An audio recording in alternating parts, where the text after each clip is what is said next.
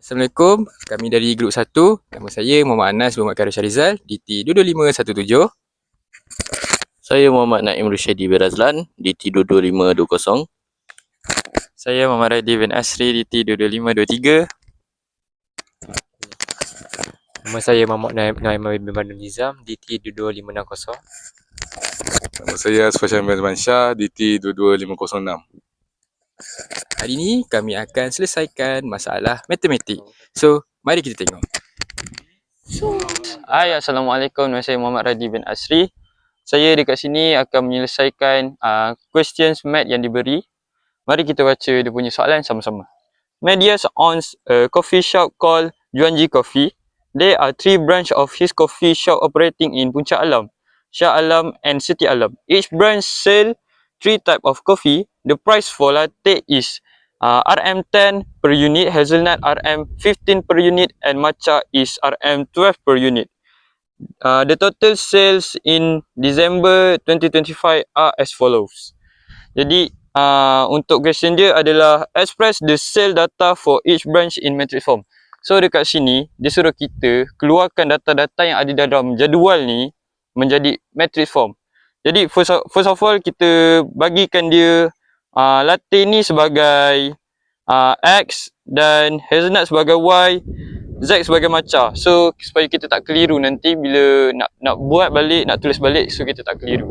Jadi dekat sini kita just keluarkan Puncak Alam, 9X ni adalah latte dan 10Y ni adalah hazelnut dan 14Z ni adalah matcha. Okey? Jadi kita tulis balik. Okey? So untuk Shah Alam dan Siti Alam juga kita buat benda yang sama. Kita tulis semula dan kita tambah untuk step seterusnya kita tambahkan macam biasa.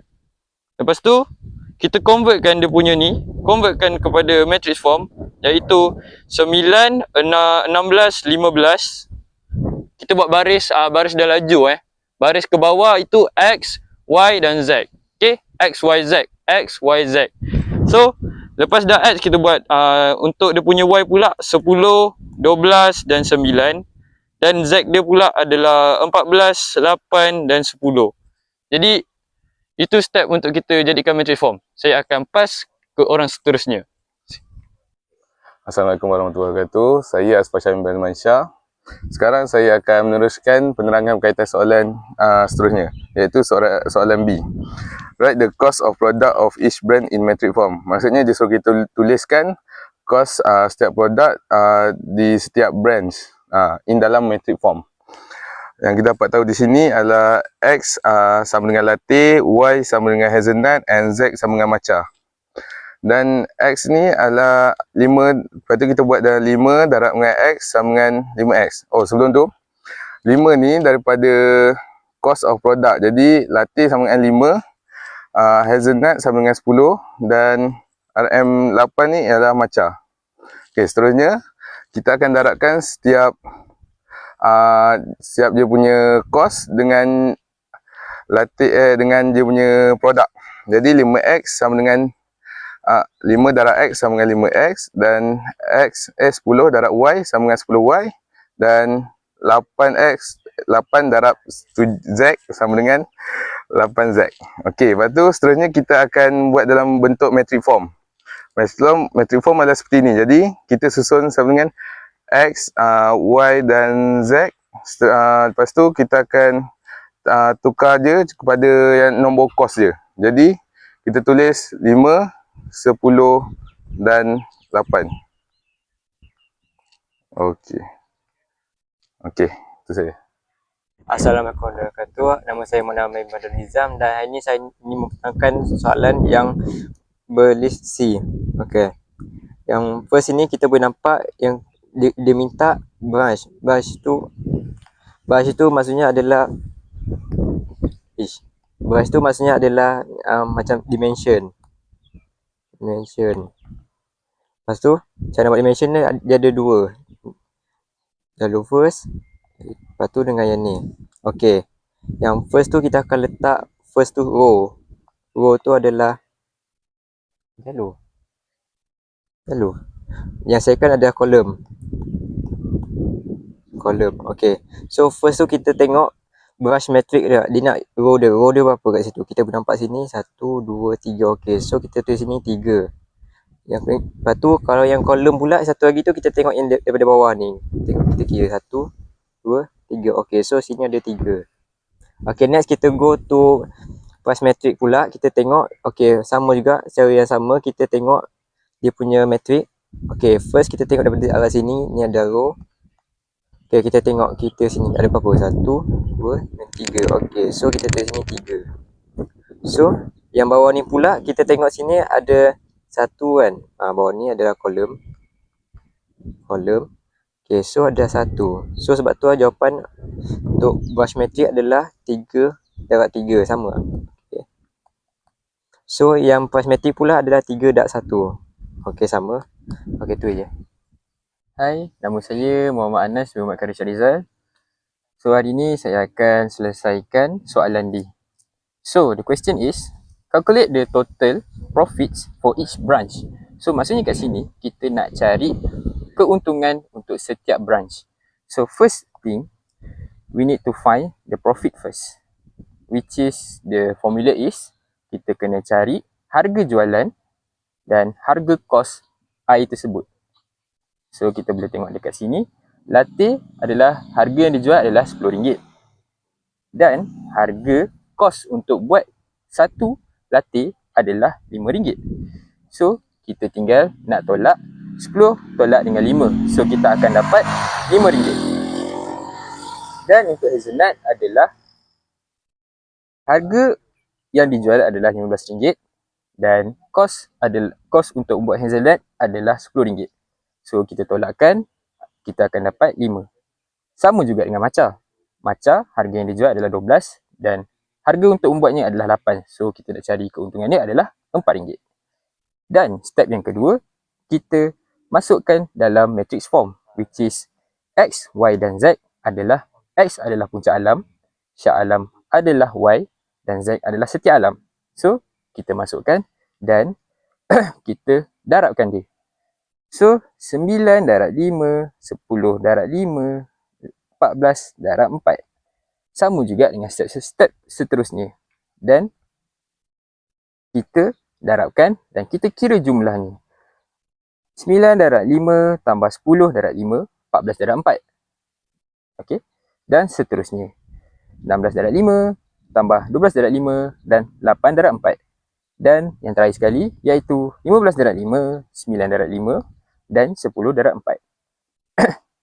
Dan keuntungan yang kita peroleh untuk puncak alam adalah RM151 dan syak alam RM172 dan untuk setiap alam adalah RM160. Seterusnya, untuk soalan E, if Medius want to increase sales, which coffee shop branch should he promote more? State one reason.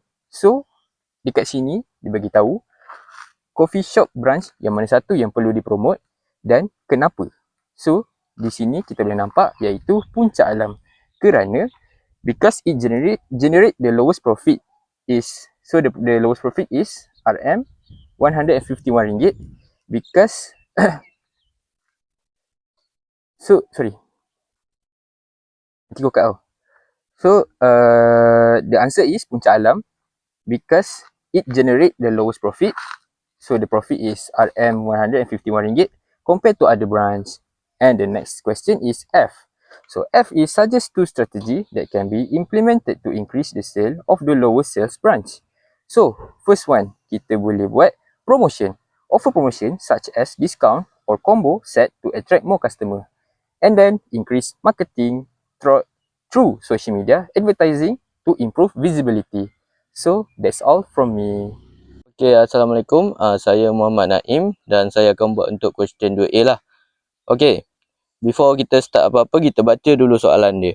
Okay, basically a young man named Kobe O'Connor purchased 3 different stocks over a period of 3 months.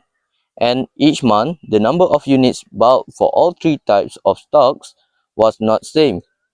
Therefore, find the price for each unit of the types of stocks. So basically, ada seorang mamat ni, nama dia Kobe O'Connor. Dia beli 3 stocks dalam masa 3 bulan. 3 stok dan masa 3 bulan, dan setiap bulan unit yang dibeli untuk setiap stocks adalah tidak sama. Was not the same. Therefore, find the price of each unit of the types of stocks. Okay, ayat dia macam berbelit sikit tapi senang je. Ayat dia sebenarnya dia nak setiap stocks ada stocks A, stocks B, stocks C, and setiap bulan kan dia beli beza-beza kan. Okay, macam tadi cakap dia ada A, B dan C, and dia punya soalan dia nak setiap satu unit je. Sebab tiap bulan dalam 3 bulan tu dia beli beza unit dia. So untuk kita selesaikan masalah yang man ni, Cobia Corner ni, kita first ambil dalam jadual ni stok A, stok B, stok C, kita masukkan dalam linear form. Linear form lah. Lepas tu dalam step 2 kita dah ada linear form, dah lawa gini, kita masukkan ke matrix. Okey, kita dah ada matrix. Bila kita dah ada matrix, kita perlulah determinant matrix dia. Basically kita ambil yang ni lah, kita selesaikan yang ni, determinant.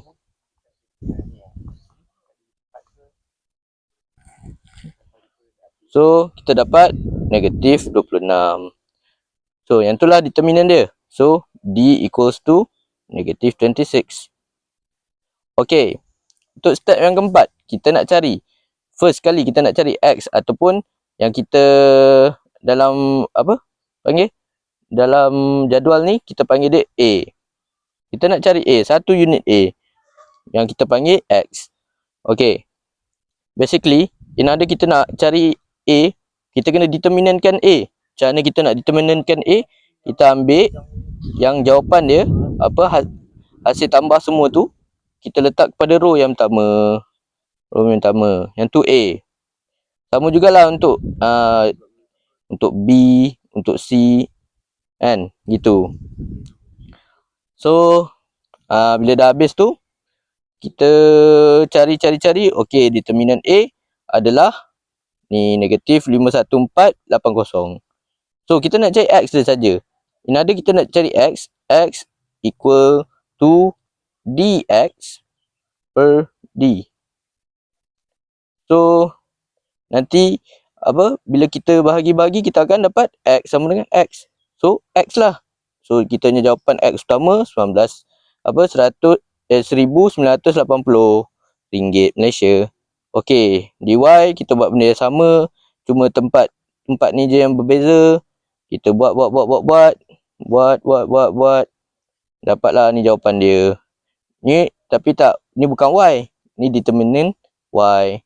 Determinant Y per D sama dengan Y. Dapatlah jawapan dia. Ni dapatlah, ni jawapan dia. 1470. Lepas tu kita ada DZ. DZ part ni kita akan letak kat kawasan Z kan. Kawasan Z. Buat. Dapat 31,200.